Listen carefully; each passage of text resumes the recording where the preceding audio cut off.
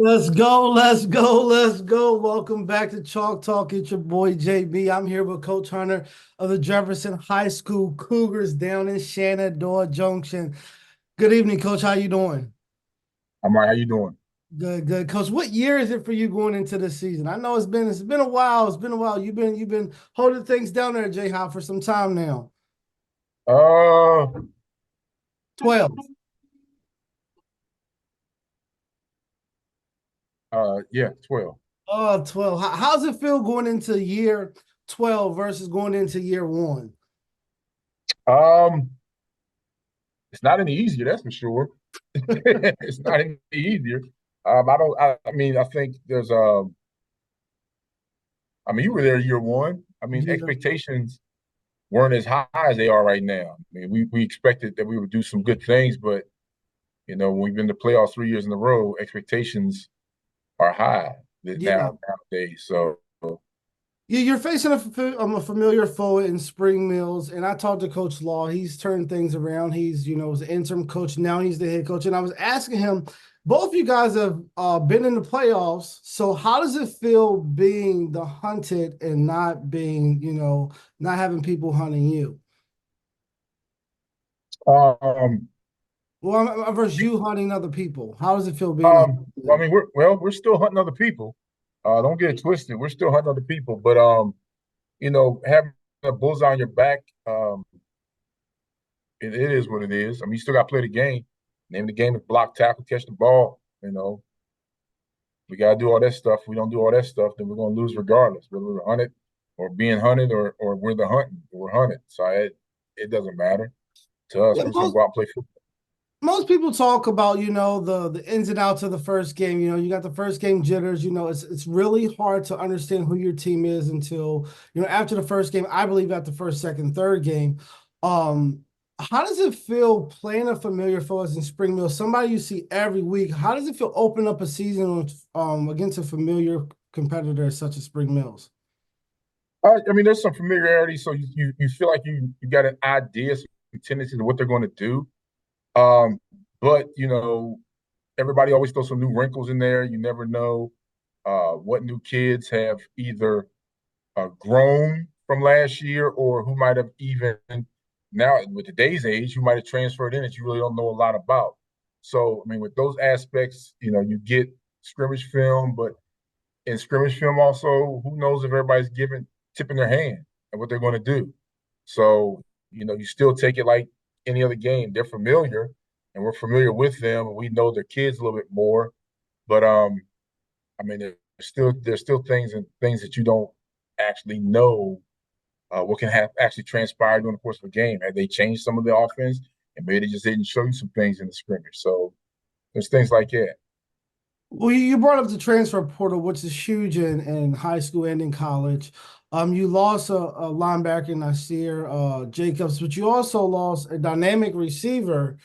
Who brought a lot of speed to the table. How's your mindset going into this year, replacing some of the holes that you have on your offense and defensive side of the ball this year?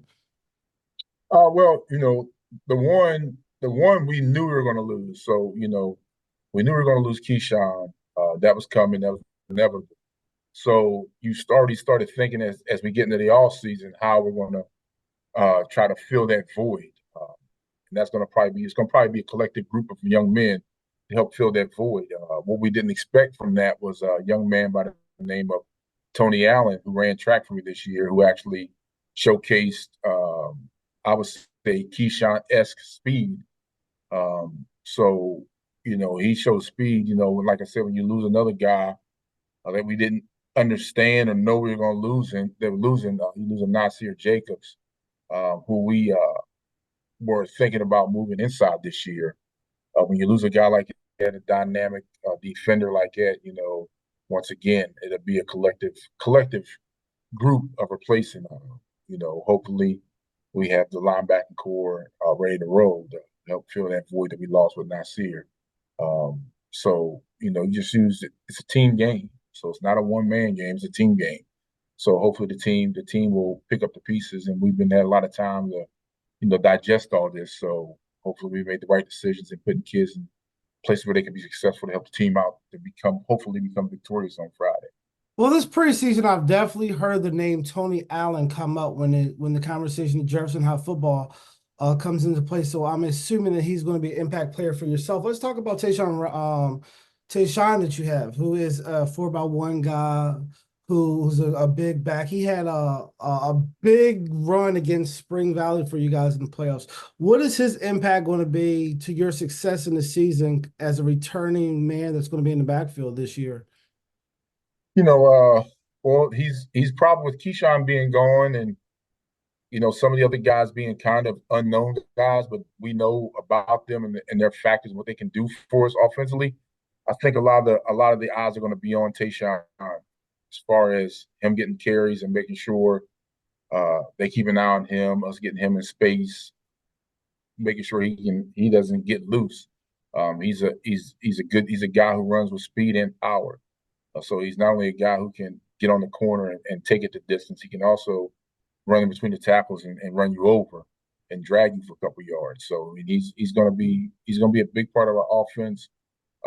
Once again, how we do things. We're gonna play it cool with it. So we're not gonna let you put 8 men in the box and think we're still gonna try to ram it down your throat. So we're gonna play smart football.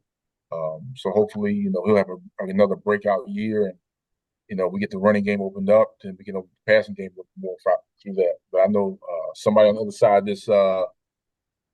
of this computer would tell me we throw the ball to pass the ball. Yes, you do. I mean, throw the ball to run the ball. Yeah, We throw you the ball run to the run ball the after ball. you catch the ball, and that's for Yeah. every team in America. I wish more coaches will understand that.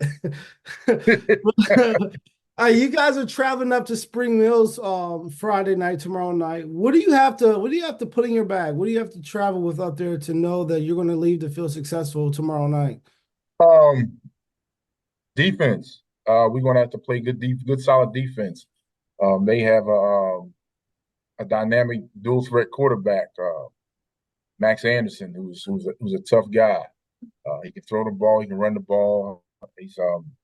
We got to make sure we keep our passing lanes, keep our integrity in our gaps, and just be able to bring him down. Last year, second half, we had a hard time tackling him. So, we want to tackle the ball, corral him, get 11 hats to the football best we can, and keep him corralled, and don't let him get loose on us.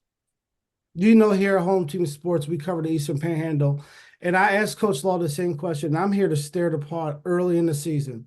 What's it like being an EPAC team having to play that EPAC schedule week in, week out versus other teams in the state who just get to go play whoever? It really doesn't matter that because the EPAC's putting in 3, 4 teams in the playoffs here regularly. So what's it like having that EPAC schedule week in and week out? It's tough. We got some great teams over here. Martinsburg. Everybody knows Martinsburg. Spring Mill's been in the playoffs recently. Last couple of years, they've been doing a great job. Musselman has always in the playoffs. And then you have now, we've been in the playoffs, and then you got Washington trying to change the culture over there. They got some speed and some dynamic players over there. And then you got Hedgesville, who's trying to change their culture over there and get things back on track to where they're going. So week in and week out, even though we know each other, there's no easy opponent. We're seeing each other, and hopefully we can just keep each other healthy. So when we get to the playoffs, we can do damage, let the rest of the state know what we're doing over in East Panhandle. Well, Coach, my last question for you. I ask you guys this all the time. We're not going to talk about anybody we talked about before. Who's one secret is the diamond in the rough that can be a big impact player for you throughout the season? Somebody that nobody knows about that you think that could potentially step in and be big for you this year. Hmm. Um, I'm gonna say I have two names in mind that people We'll don't go know with about. two. We'll give you I would two. say I would say Trayvon Ledbetter and then Leland Benner. Uh, I think Trayvon offensively and defensively is going to help us. Offensively, is going to help us a receiver and some backup running back some. Um, and then Leland Benner is going to hopefully help fill that void that we lost with Nasir Jacobs. The thing I like to say before we get off here is that I had a special person come out who I didn't think was really going to come out for football, and has been doing good things and worked his way into a starting role. Um, is Jamari Jenkins. Oh, he's He's out gonna there. he's gonna open up tomorrow night, starting for some free safety. Hey, well, we So look forward to seeing him. You got the basketball man on the gridiron, so we're gonna be checking that out tomorrow night at Spring Mills High School at 7 p.m. You guys kick off your season. Coach, we wish you the best of luck. You know, we say here at Home Team Sports, we want to see our kids succeed both on and off the field. I look forward to having you here past week 10 on into the playoffs and making a deep push. We wish you guys the best of luck and good luck tomorrow night. thank you.